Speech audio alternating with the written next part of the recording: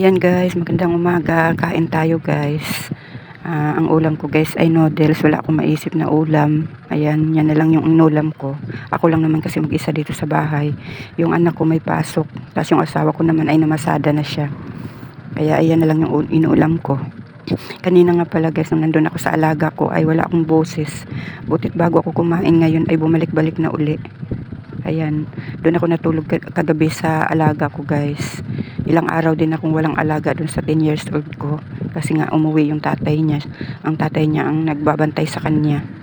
Kaya kagabi lang ako nagbantay doon sa aking 10 years old. Panggabi kasi yung nanay niya, kaya doon ako natulog sa kanila. Ayan, kanina naman guys, pagkagaling ko doon sa alaga ko, nagdiretso ako doon sa sa aking taniman.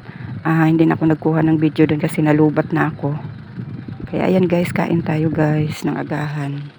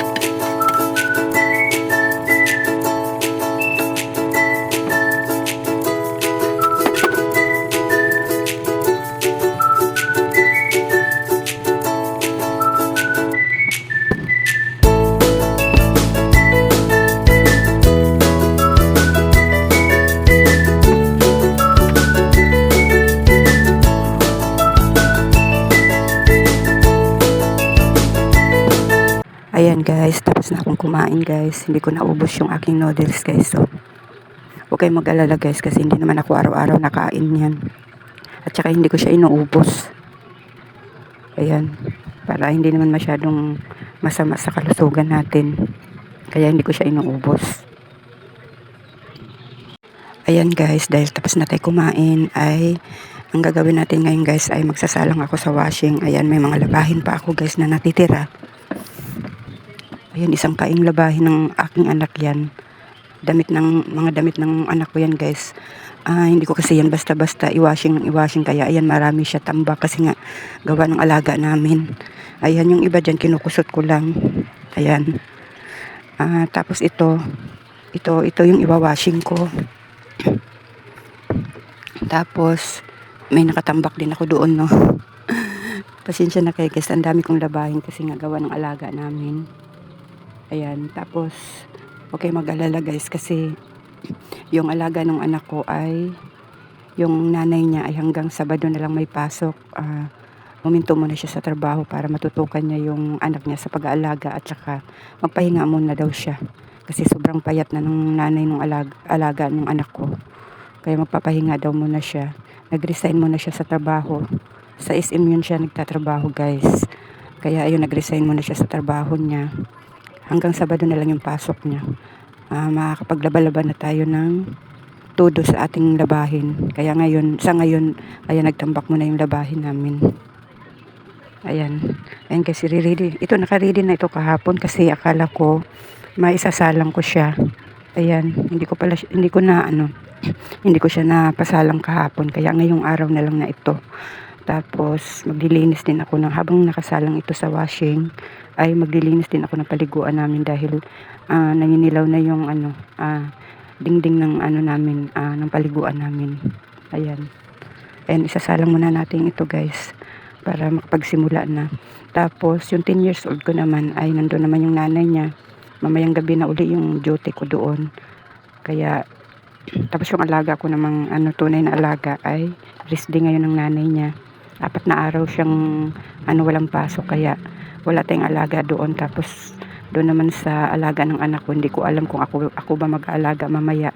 Kung maaga siya makauwi mamaya, siya ang mag-aalaga. Tapos ayan, makakapagtuloy-tuloy tayo ng laba pag maaga siya nakauwi. Pero pag hindi, mai-stop siguro yung paglalaban natin kasi nga kung ako ang mag-aalaga ng alaga niya. Pero kung hindi naman, ayan, magtuloy-tuloy tayo ng laba hanggang hapon. Kaya ayan guys, isasalang muna natin ito.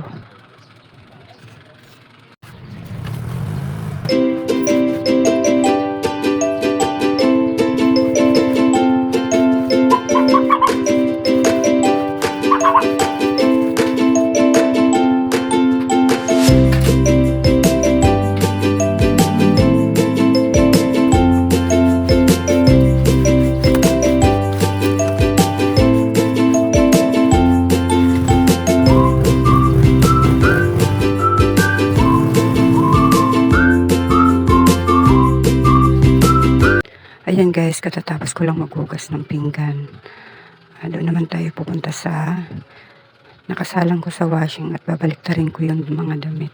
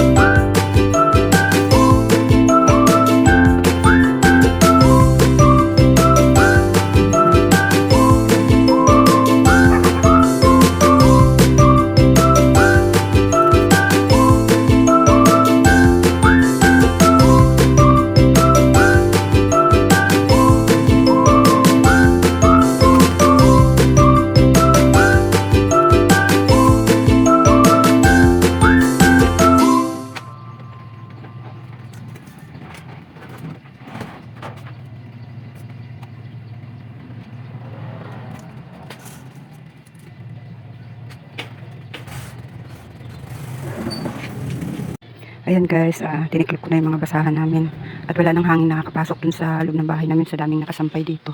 Tinanggal ko na yung mga nakasampay dito. Ayan, tiniklop ko na yung mga basahan namin guys. Lalagay natin dun sa lagayan ko dun sa ilalim ng lababo. Marami akong tiklopin dito guys. Ayan, puro mga tiklopin yung nasa upuan guys, at saka itong tinanggal ko dun sa gilid ng tambayan ko. Lagay muna natin itong mga basahan sa lagayan ko dito. Yung dati kong lagayan ng guys, dati kong lagayan ng pinggan, ginawa ko siyang lagayan ng basahan.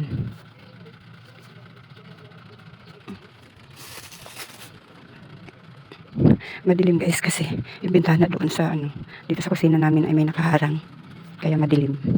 Ayaw ko magbukas ng ilaw kasi sobrang init. Ayan guys, ginawa ko siyang lagayan ng basahan. Marami pa akong basahan doon guys na kailangan kong labhan. Kasi yung basahan ng anak kong panganay, ay ako lang naglalaban ng kanyang basahan. Kaya nandun pa sa kanila yung iba kong ibang basahan na lalabhan. O ayan, diba guys, napakinabangan. Buti na lamang hindi ko bininta sa buti hindi ko bininta sa magbubuti. Naisip ko kasi, sabi ko pwedeng lagyan ng mga basahan. Dito naman sa taas ay pinaglagyan ng gamit ng asawa ko, gamit niya sa tricycle.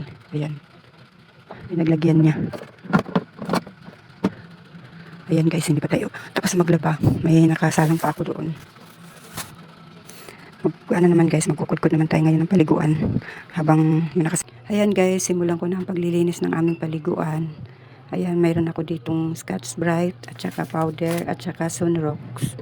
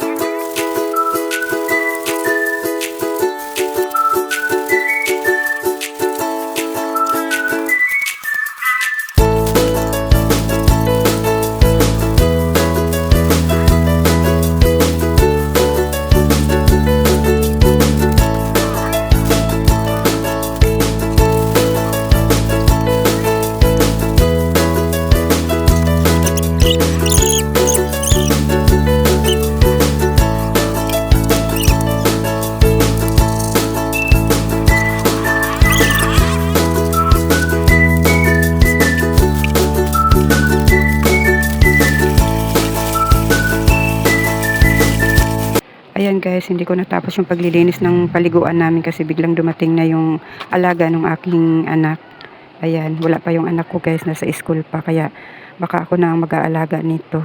Kaya yung paglilinis ko ng paliguan namin ay bukas ko na lang siya tatapusin. Ayan guys, habang tulog yung aking alaga guys, may anlawin ako dong isang anlaw. Anlawan muna natin guys. Ayan yung alaga ko guys, oh. Katutulog lang niya, kaya mag-aanlaw muna tayo.